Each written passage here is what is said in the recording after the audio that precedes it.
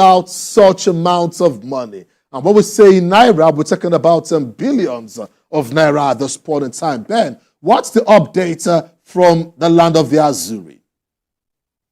Oh, thank you very much. It's a very big news here in Italy. But you will know that normally the Laurentiis, the Supremo of Napoli, the Azzuris, normally put a bounty on Osimhen of 150 million euros. That's what he put on the player. But you can know that after the season where they won the Scudetto, which the season before last, Osimhen was not at his very best, even though he won the African Footballer of the Year. And with Chelsea pulling out and Arsenal pulling back, like you rightly mentioned in your intro, they have only the Saudi situation and Paris Saint-Germain, who just lost Kylian Mbappe. So the price tag they put there is 130 million euros. But the Supremo of Napoli, De Laurentiis, is forced now to consider reducing that price tag as we speak.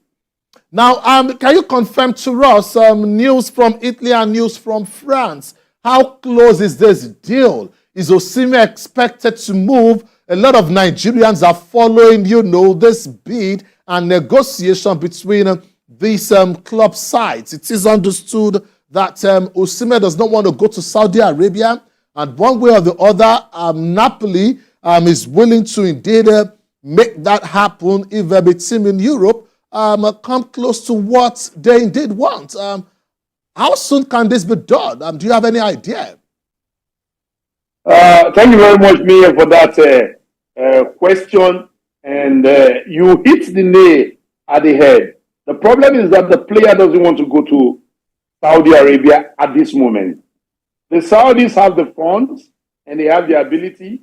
And like what we just said before when I started, the cooling of the English interest means that the Supremo of Napoli, Aurelio De Laurentiis, is forced to rethink about his asking price, which is the 130 million euros. And now we hear that there's a bargain between 100 and 110 million from Paris Saint-Germain, the Paris Giants, who just lost Kylian Mbappe. So at the moment, I think they are trying to put something together which will be his fee and with the add-ons to arrive at an amount where Napoli will agree to let their precious jewel, Nigerian, who is the present African Footballer of the Year, go.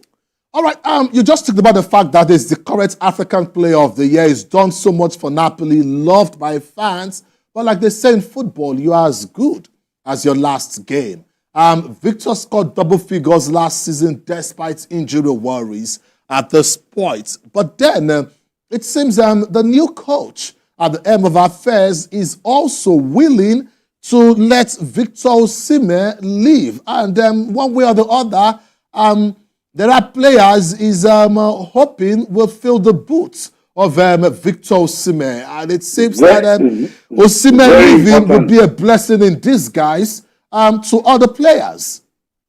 Me, I must commend you because you hit the nail, the hammer on the nail, or the nail on the head. Because the truth of the matter is that when Antonio Conte came in, don't forget, Antonio Conte came into Napoli with the present biggest contract of any coach in Serie A because he is a top coach.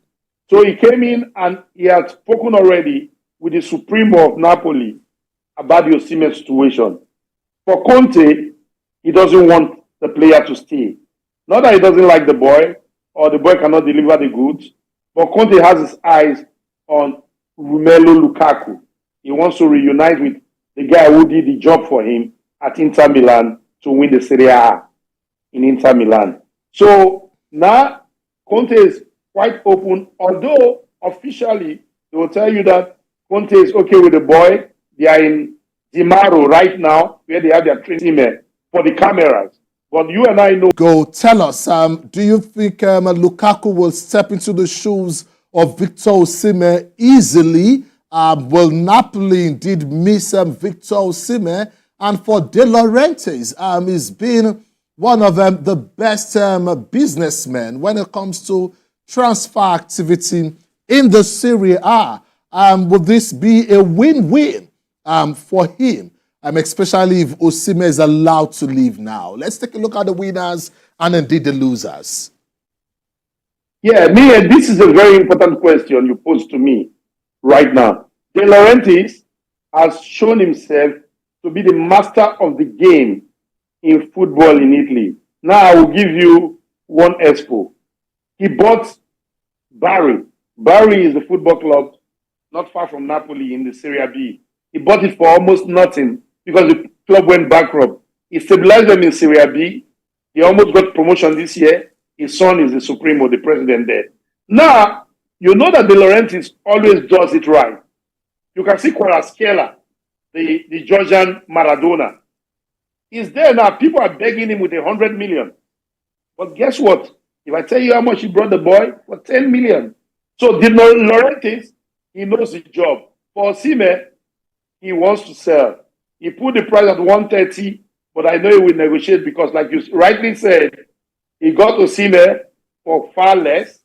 He won the Scudetto with him, being the top scorer. And now De Laurentiis wants to move to another phase with Antonio Conte to contest for the league. Don't forget, he didn't finish in any European places in the last season. Interesting. This is the situation on ground. On the part of Victor Osimhen, you are a FIFA intermediary. On the part of Victor Osimhen, do you see this as a good move? And I don't know if you've been following. At some point in time, Victor Osimhen took to his social media to rant and all that. Do you think this has in any way affected Osimhen's value? Probably, do you think the big teams in England were also trying to avoid, such internal prices? Because they do say attitude determines your altitude. I recall talking to Taribo West some time back when he said that he almost signed for Manchester United, but because he threw his jersey at his coach when he was indeed substituted, that Silas Ferguson called him back after negotiation. He sat one-on-one with Fergie, and Fergie asked him, why did you throw your jersey at your coach? And because of that, that deal didn't see the light of day. What's your take on the part of Victor Osimhen? Is it a win-win situation? And do you think these other clubs in Europe are developing cold feet? It's a very, very important question and a very important, incisive question from you. Because that rant, I will tell you, cost him a little bit of his value.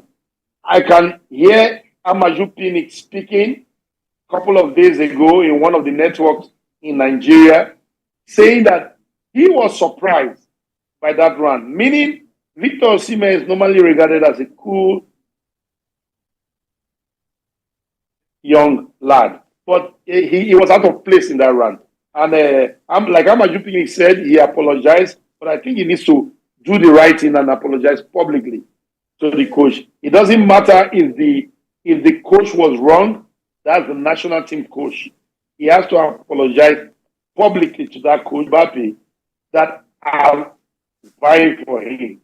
So as it is, I think that Osimhen should reconsider his personal. He's a top guy. I like him so much, but he should also know that they are constituted authorities. Benito Ramos, a very big thank you for finding out time to indeed talk to us on the program Sports Desk. Thank you so much.